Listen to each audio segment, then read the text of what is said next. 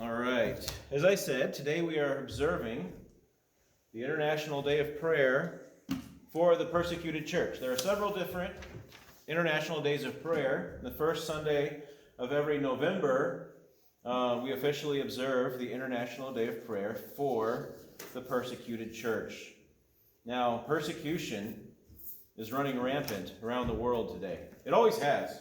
There's never been a time in human history where there wasn't massive persecution of God's people throughout the world. Sometimes we forget about it simply because we ourselves haven't experienced much loss in this regard. We haven't had our homes taken away from us simply because of our faith in Jesus Christ. Maybe some of us have lost our jobs, in part because of how we were vocal about our faith. But that doesn't happen as much as it does in other countries. So sometimes we can forget about that this is happening to real people, that people in other countries are deprived of basic necessities simply because they believe in Jesus Christ. In our situation here today, we have the ability to go and get our basic necessities. And it has nothing to do with our faith. We just have the rights to do that. And people rarely stand in our way of doing that. Sometimes it happens. But it's kind of rare to meet somebody who is living a life of poverty, missing out on things that everybody else has simply because of their faith. So today, I like that we have a time of the year where we can remember that this is actually happening around the world. People are killed for the name of Jesus Christ. And today we're going to be talking about the nation of India. Now, I should have mentioned this, that there's a handout on the back table, you want to go grab that and pass that out. Thank you. If you want to download this at home, it's like, I thought about printing it off, but it's like 100 pages. It's better to just have a digital document. But it's called the World Watch List, and I believe that's on the Voice of the Martyrs website. Maybe it's Open Doors. I can't remember which one. But there are two major organizations that deal with persecution in the world. One is the Voice of the Martyrs, and the other is Open Doors. You're welcome to look those up online at your own leisure. Kristen's passing out a snippet on India from the World Watch List, which is basically a list of the top 50 nations in America where persecution occurs. And you can see on this that India ranks number 10 out of the top 50 nations. Typically, the top two places are given to North Korea and Afghanistan. They kind of trade places around every now and then. This year, number 1 is Afghanistan and number 2 is North Korea. More often than not, it's North Korea, but it all depends on what's going on in their nations in any given year. And the list is updated every single year. Last year, we talked about China. This year, we're talking about India. I want to read a couple passages to you. In Habakkuk chapter 1, verses 5 and 6. And I want to encourage you, go home and read Habakkuk. It sounds like a weird book to read. But I was reading it again this week, and I was just completely awestruck in how much there is in Habakkuk to meditate on, to think on, to pray over, to consider. It's one of the minor prophets. It's not a very long book. But this week sometime, go home and read the book of Habakkuk. It can almost bring tears to your eyes. I'm going to read a couple passages here. Habakkuk chapter 1, verses 5 and 6.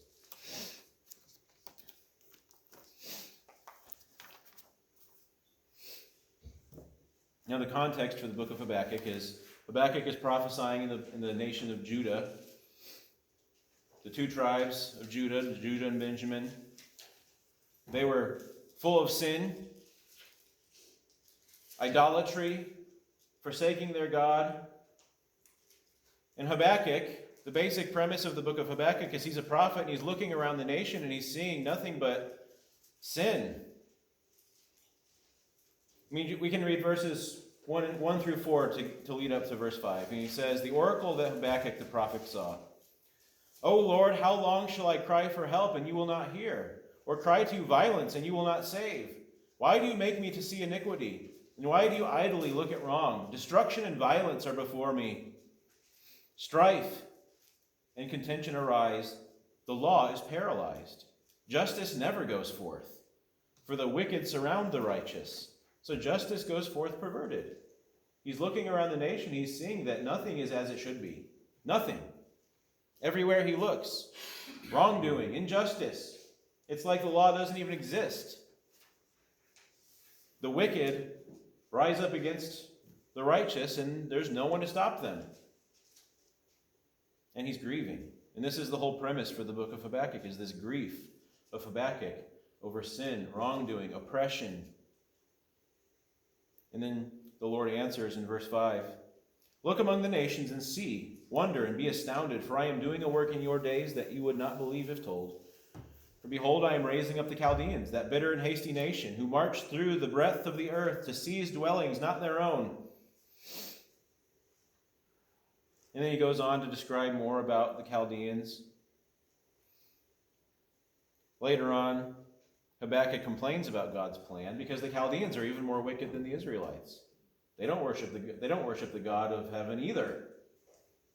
How does it make any sense for God to bless the Chaldeans and curse Israel when the Chaldeans are even worse? So he complains about that at the end of chapter 1. Chapter 2, starting in verse 1, he says, "I will take my stand at my watchpost and station myself on the tower and look out to see what he, God, will say to me and what I will answer concerning my complaint. And the Lord answered me, write the vision, make it plain on tablets, so that he may run who reads it. For still the vision awaits its appointed time. It hastens to the end. It will not lie. If it seems slow, wait for it. It will surely come. It will not delay." Basically, he's saying, my plan that I have, it will come to pass. Nothing's going to get in the way of my plan. It's going to happen. Verse 4, "Behold, his soul is puffed up. It is not right within him. But the righteous shall live by his faith."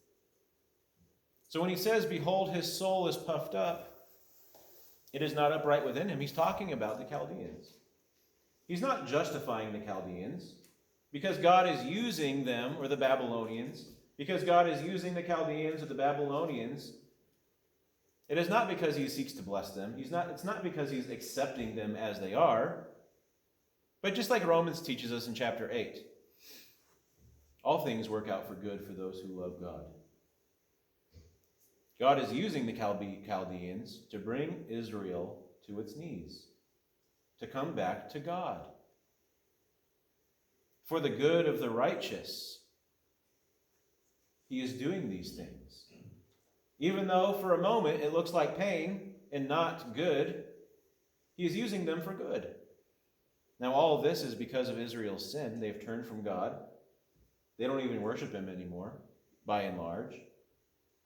Like in the days of Elijah, and Elijah looked around the nation and saw nobody worshiping the one true God. Everybody was worshiping idols. But yet God said, there are several thousand people that I have preserved who still worship me. And God does all things for the good of his own people, for the good of the righteous. And he says the righteous will live by his faith. Now what does that even mean? The righteous will live by his faith?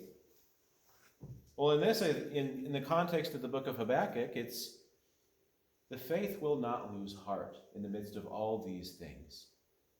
They're going to look around them. They're going to see turmoil. They're going to see oppression. They're going to see judgment, punishment, pain, loss. But they're not going to lose their faith in God. The righteous will live by their faith in the midst of everything that's going on around them. The Chaldeans, they are puffed up. His soul is not upright within him.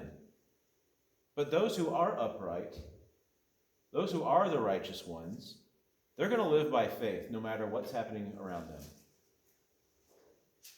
And this passage is actually quoted a couple different times in the New Testament. Paul quotes it twice, I think, in two different books. The righteous will live by his faith, or the just shall live by his faith. And God does give the promise in Habakkuk chapter 3. Well, let's start with Habakkuk chapter 2, verse 14.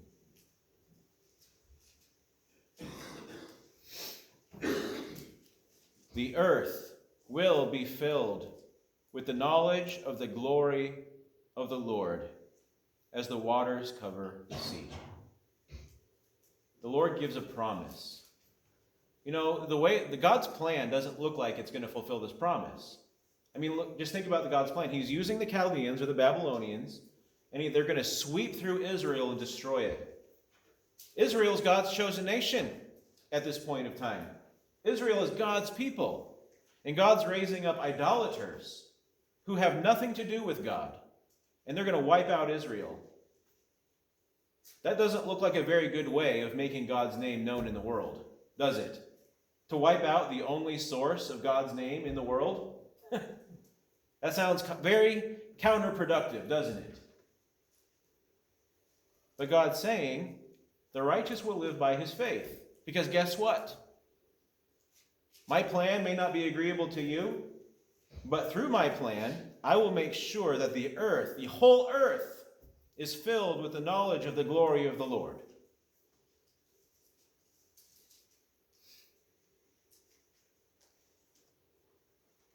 And then in Habakkuk chapter 3, verses 17 through 19.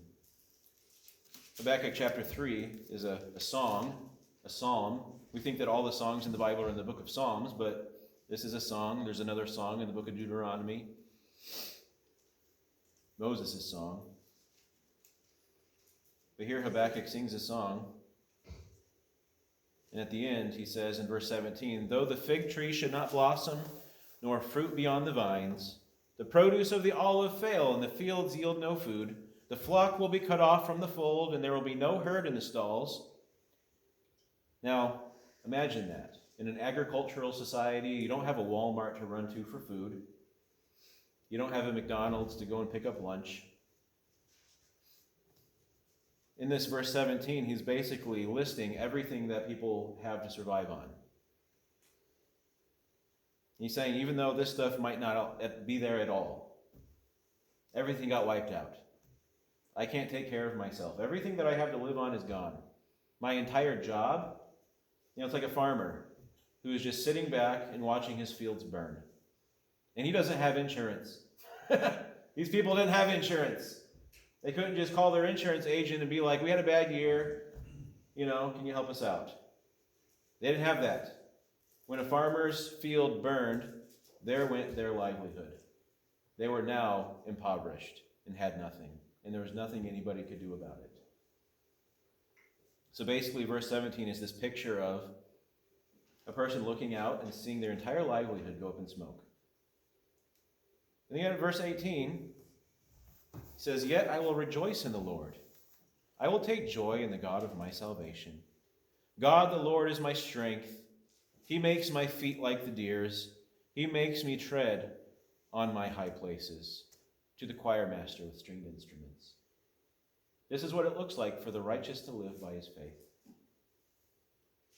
For the person who looks to God as his strength, who knows that the Lord gives him his life, that the Lord lifts up the broken and the lowly.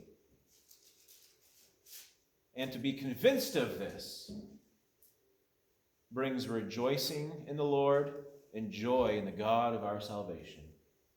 When we're not convinced of this, that's when we say the words in our head, but we're still completely downcast. There is no joy.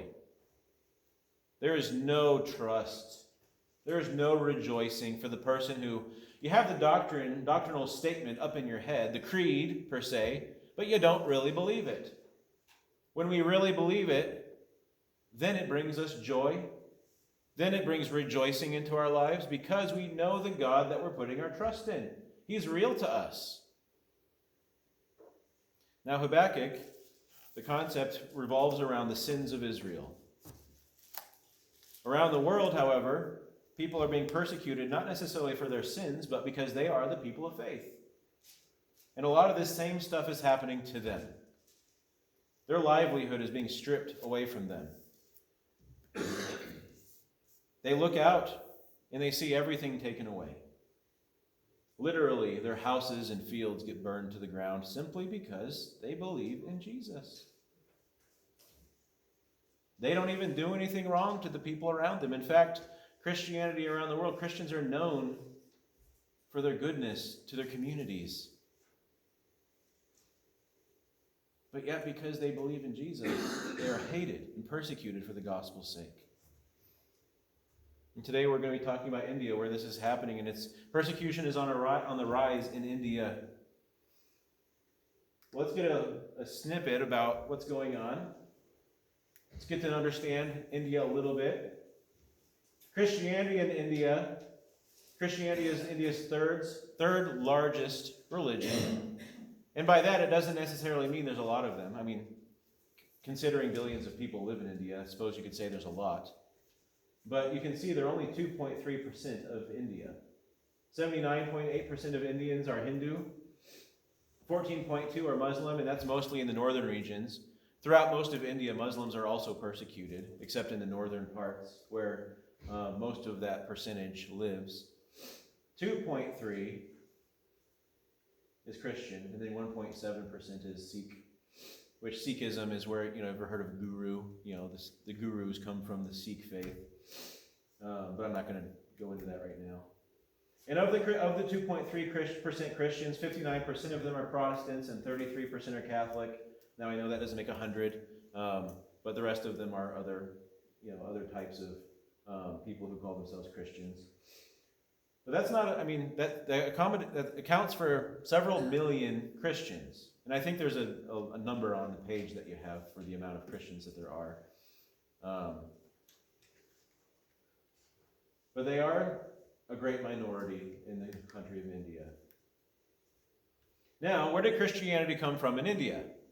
Now, sometimes we can think of Christianity as a new thing in some of these different nations, but really Indians actually can trace their Christian faith. There are Christian communities in India that have been around ever since, the days of Jesus and Jesus' apostles. Indians believe that the apostle Thomas first brought the gospel to India in AD 52.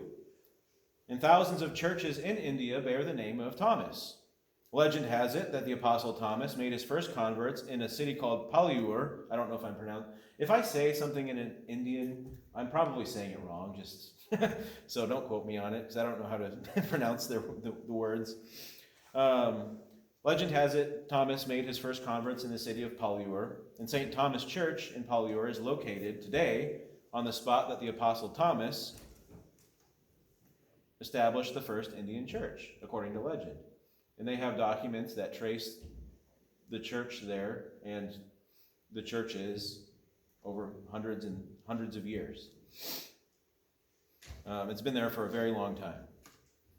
And there's a document called the Syriac of the Chronicle of Edessa, which is an ancient document, and it describes an Indian Christian community around 200 AD. So somehow, regardless of legend, there have been pockets of Christian communities in India since the first couple of centuries after Jesus. And if you go to India and you hang out with some Christians there, you will find that they are actually very devoted to their faith. And here's a little comparison to how they carry out their faith compared to America. 89% of Indians give money to their church in some way, shape, or form, compared to 13% of Americans who support their church bodies financially. 78% of Indians read or listen to the Bible daily, as compared to 32% in America. 77% pray daily, compared to 48% in America.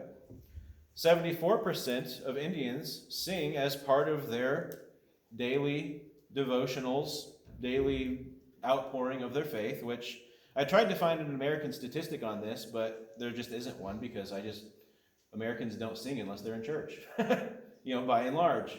Unless they're in a worship service at church, they just don't sing.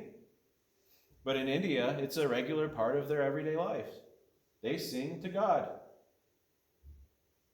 At least 74%. 55% of Indians attend church services weekly, compared to 22% of Christians in America. And this is a weird one, but I'll have to explain it. 98% of Indians believe in the biblical God, as opposed to 80% in America. By that I mean, the God as stated in here, that would require you to believe that this is the authority on God.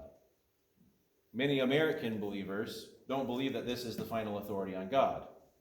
A lot of Americans will mix a lot more human wisdom in their understanding of God, and they'll believe things about God that maybe are contradictory to what's written in the scriptures.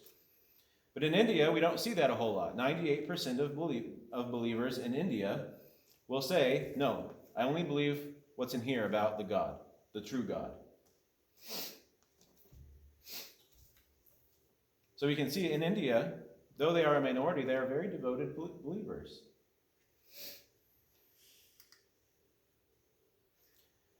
Take a look at persecution that's going on to Christians in India. Now, one thing we must note is that the persecution of Christians is not exclusive to their religious affiliation. Because in India, you ever heard of the caste systems? People are kind of rated based off of their place in life. 74% of Christians would identify with lower castes. And lower castes in India have always experienced oppression from upper castes. So some of this is partly due to the fact that a lot of the Christians in India are part of lower castes, looked down upon naturally by, the upper castes.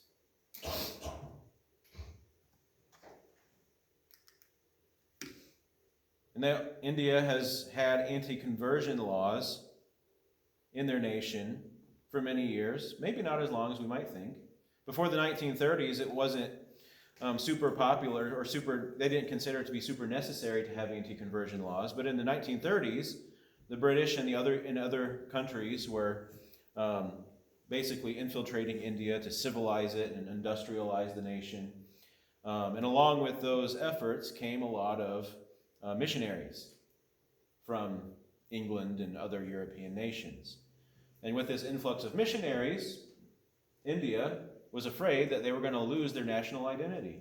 One of the things about India is they find their identity in their Hinduism. Being a Hindu is equated to being an Indian.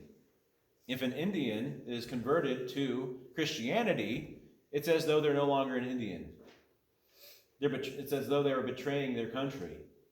And from the 1930s, when they started to see a lot of Christian missionaries coming into the nation, they saw them as a threat to Indian culture. So they started passing anti-conversion laws. And while technically these anti-conversion laws only prevent conversions legally that are done by force, fraud, allurement, or inducement of money, which, we don't, as a Christian, I would never tell you, go convert people by force or fraud or, manipulation or bribe them to become Christians. I would never tell you to do that. That's not a true conversion in my opinion. Right? So at surface level, these laws don't seem to be too, unreasonable. Still, the enforcement of these laws is what's the problem. The legal entities treat these laws with a great deal of subjectivity. That is, they use them as excuses for pretty much doing anything they want to Christians in a particular community. Under Prime Minister, let's see here. I think I missed one. Yeah, these laws are stated by people in the nation to create a hostile and on occasion violent environment for religious minority communities because they do not. The legal entities do not require any evidence to support their accusations of wrongdoing. So the problem isn't necessarily with the general nature of the laws themselves as much as it has to do with the general nature of how the police and the government officials are allowed to carry out, these punishment for these types of things. And I think we'll get here. And anyway, basically what we're saying here is police do whatever they want and they just cite these laws as backing. And nobody can do anything about it because it's part of the law. Under their prime minister, who is in office now, and he's been in office since 2014, but under him, I don't know how to pronounce his name, the Hindu Nationalist Organization, by that name, that I don't know how to pronounce, which is India's official Hindu nationalist paramilitary organization. They've seen a 20% increase in membership. This organization is meant to forcibly unite India under Hinduism. We talk about Muslims as being very militant about conquering the world in the name of Allah, right? Because that's in their Quran. That's part of their purpose in this world, is to conquer the world and force people to worship Allah. Hindus are doing a similar thing in India. They're not concerned with conquering the world and turning the world into Hindus. They're concerned about conquering India and making everybody a Hindu.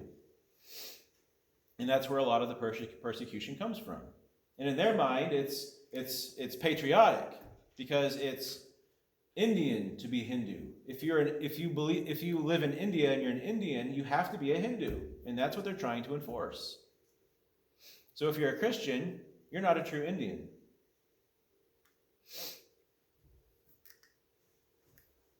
The main persecutors of Christians and other minorities are well-organized Hindu extremist groups, local governments, nationalist Hindus who seek to purify India by making it entirely Hindu.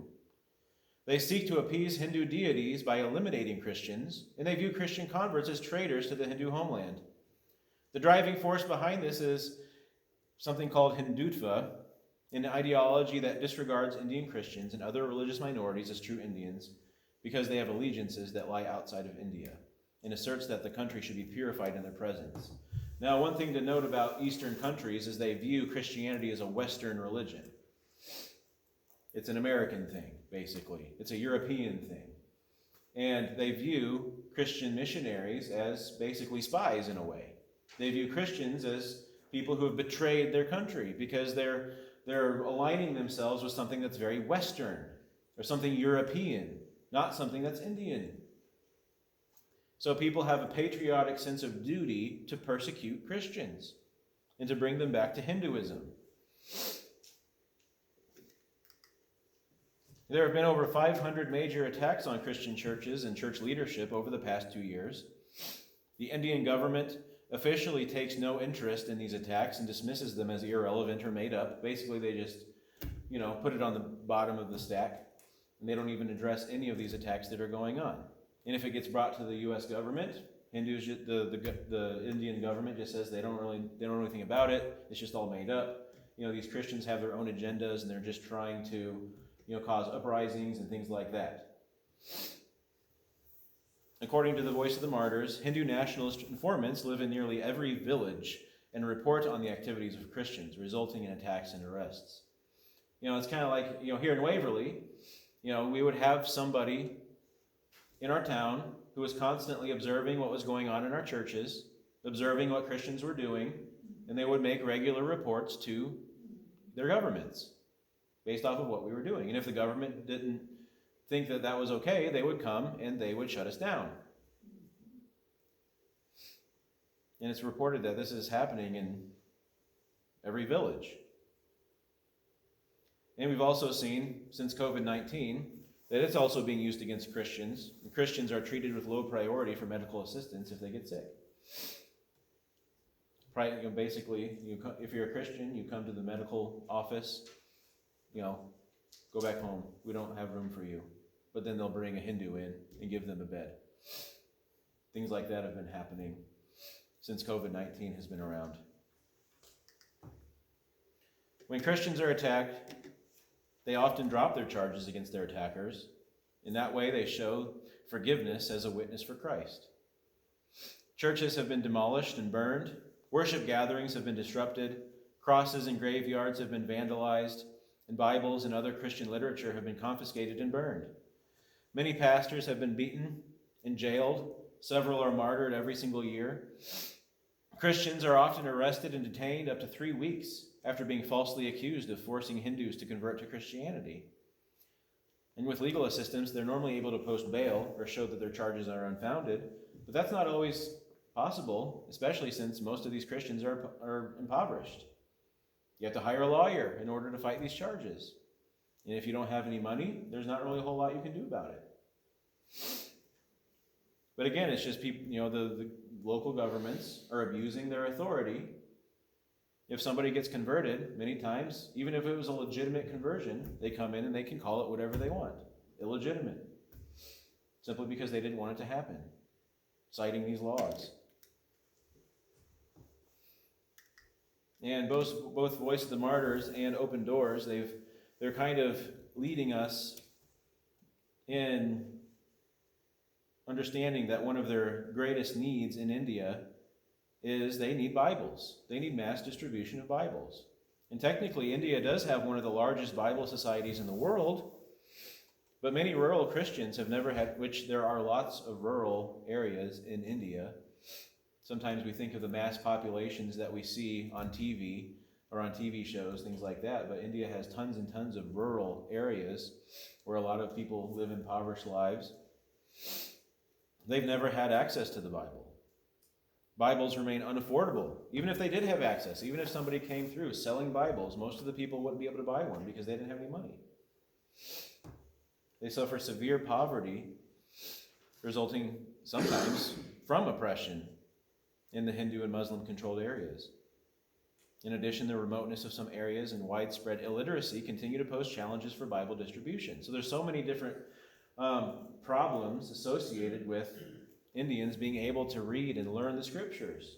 One, so many Indians can't read. Two, even if they can read, they can't afford a Bible of their own. Entire churches don't even have Bibles because they just can't afford to get one. And third, distributing them to all these different rural areas, people just don't have the ability to do that. Because of the road systems, because of poverty, because of limitations, because of persecution, confiscation, things like that. It's literally a war zone when it comes to just this concept of getting Bibles to all the different towns and villages. Like getting rations to the military personnel in the trenches. Maybe it'll get there, maybe it won't. Maybe there'll be something, maybe there won't. People just don't know. And if we don't have the scriptures, how are we supposed to know the ways of our God? How are we supposed to know the truth? And this is one of the reasons why I don't have it on the slide, but in my studies, there is a problem with many Christians who, they believe Christianity, they believe the gospel, but because of their limited access to the truth, their religion often becomes mingled with some Hindu ideology like karma, things like that. They're very traditional in the sense that they have, they like to worship images. That's just part of Indian culture, Hindu culture, to have images and, like these traditions. And, I think one of the things was washing in the Ganges River was one of the traditions where they think that can cleanse you of sins. Just taking a swim in that river, and then you can be cleansed of sins. Different things like that infiltrate their Christian doctrine simply because they don't have access to Bibles and Bible teachers who've been trained to show them what the truth really is about salvation and the forgiveness of sins and the sacrifice of Christ. So giving them access to the truth is a huge deal. We need to pray that every Christian living in hostile areas and restricted nations, including India, will receive their own copy of the Bible. That's a much bigger deal than we think of here. Here, you go to Walmart, you can buy a number of different Bibles. You go online, you can spend thousands of dollars and have all these Bibles at your house. It's easy to get a Bible here. You can just go to my office and get one for free because we have some. You call the Gideons. We've got some Gideon Bibles, and they'll just send you some Bibles for free. It's so easy to get Bibles in Christian literature here. But around the world, it's not so. Around the world, it's in places like India, it is extremely difficult to get anything Christian-related sent to you. Persecutors around the world are threatened by God's world, and they seek to destroy or remove Bibles in order to discourage the witness of Christians. So pray that Christians will be wise as serpents and innocent as doves as they struggle to distribute Bibles. If you've never read it, I don't know, I think somebody else might have the book right now. I'm not sure where it is, but it's the biography of Brother Andrew, who is the founder of Open Doors.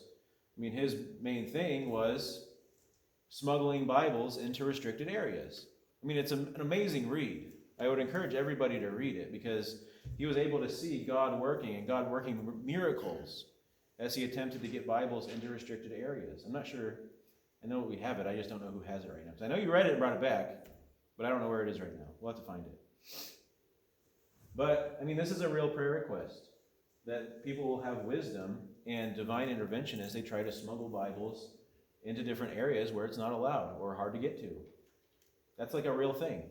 That seems so weird in our American mindset that we need God to miraculously intervene so that people can have a Bible. That's a real thing. We need to pray that persecutors who seize the Bibles, I mean, if they do grab them, that they will actually read it. And maybe they too will place their trust in Christ, because what do we know about the Bible? That it's living and active, sharper than a two-edged sword.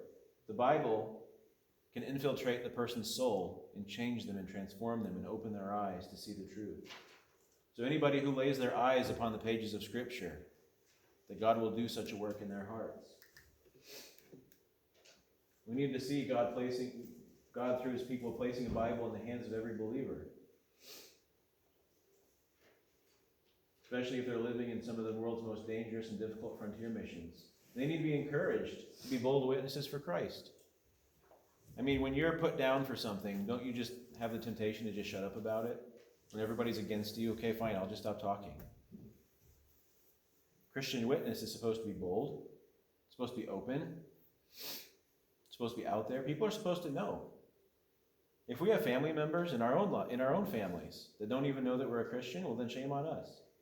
Christian witness is supposed to be open.